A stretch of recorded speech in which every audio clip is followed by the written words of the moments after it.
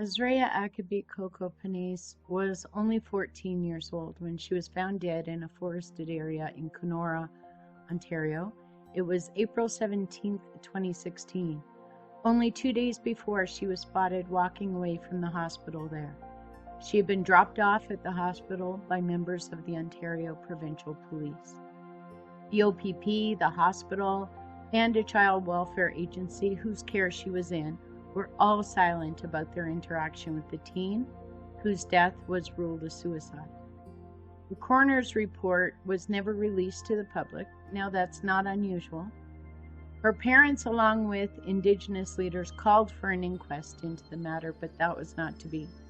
Instead, her case was added to a coroner's review of the safety of group and foster homes.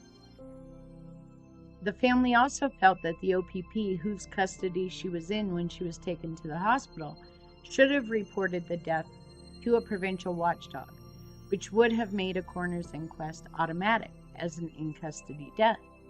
It would eventually come out that Azrea had been at a house party and missed the curfew for her group home. Police were notified. They found her intoxicated and took her to the hospital, so that's how she was in their custody. She was transferred from OPP custody to agency worker care, but then she left the hospital on her own at 11:20 p.m. How does that happen? Just days before her death, one-to-one supervision for Azrea was discontinued without any explanation.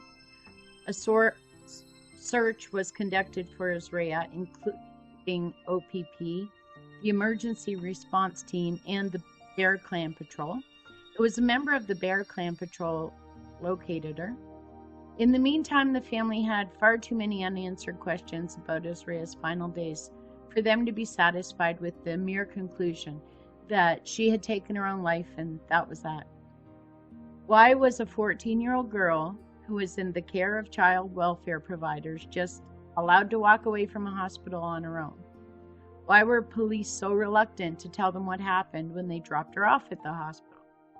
Why did OPP officers have an altercation with the girl just a few weeks before she died, one that seemed quite violent and was filmed? Azrea had put herself in care so that she could access treatment. She had dropped out of school because of bullying. She was struggling with addictions and mental health issues, particularly after her brother died of mercury poisoning and muscular dystrophy 2 years earlier. The First Nation that she was from was heavily polluted with mercury, to the point that mercury poisoning is endemic in Grassy Narrows, which is in northwestern Ontario. Endemic mercury poisoning. The community was exposed to industrial pollution during the 1960s and the 1970s, and that was never properly contained or cleaned up. The Reed paper mill in Dryden, Ontario dumped at least 9,000 kilograms of the highly toxic metal into the Wabigoon and the English River system in those years. And a report in 2017 indicated that the problem was ongoing, that there might still be a leak. In 2017, the Ontario government had committed only $2 million of an estimated $80 to $90 million needed for cleanup, some 50 years after the problems began. That's more than half a century after the toxin was dumped. The contamination has been around for 3 generations. It's poisoned the fish and it's poisoned the people. Mercury poisoning can have a number of different symptoms and outcomes, like cognitive delay and seizures, but also it can include some that severely impact mental health: depression, anxiety, suicidal ideation, and self-loathing. Other members of Grassy Narrows would point to the footage of Azrea's contact with police and how her death was treated to express concerns about how police respond to Indigenous teenagers who are experiencing crisis. This concern was not the first time that was expressed. Coroner's inquest after the death of 2 of Azrea's uncles in 1992, after police took their boat and stranded them on an island, recommended that police have better training and resources in dealing with the community, especially in dealing with distressed members of the community. Azria's grandmother was also killed in custody in 1999 after she was stabbed in her cell, and that wounding went unnoticed until she was in medical distress and it was too late to help her. So very many issues here that would have benefited from a proper and thorough inquest. The expert review of the deaths of 11 young people who had been in the care of Ontario's Child Welfare Services, which included Azria's death, included 11 children's deaths altogether. 7 of those were from Indigenous youth from northwestern Ontario. All had been placed into care outside of their communities. The issues, though, that review focused on the child welfare issues rather than issues with policing, issues with the hospital, issues around the mercury poisoning, issues around mental health care, all of which played some role to varying degrees in how Azria's life ended.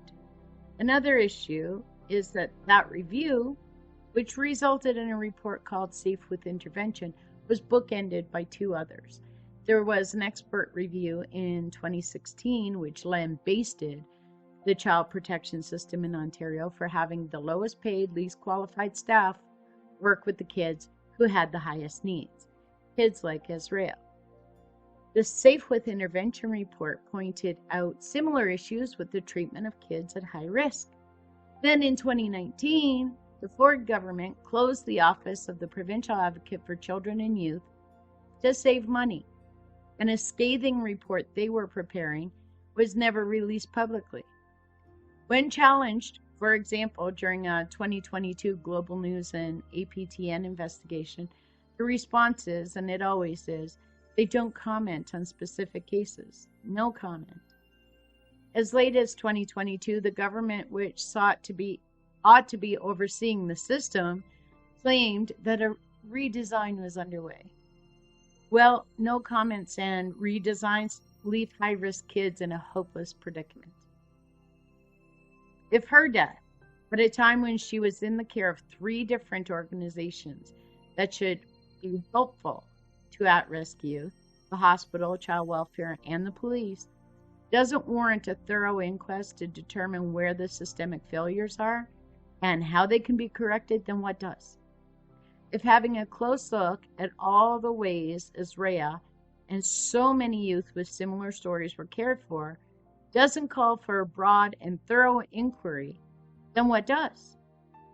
It's not as easy as saying she took her own life and putting a period at the end of that sentence. Thank you for listening.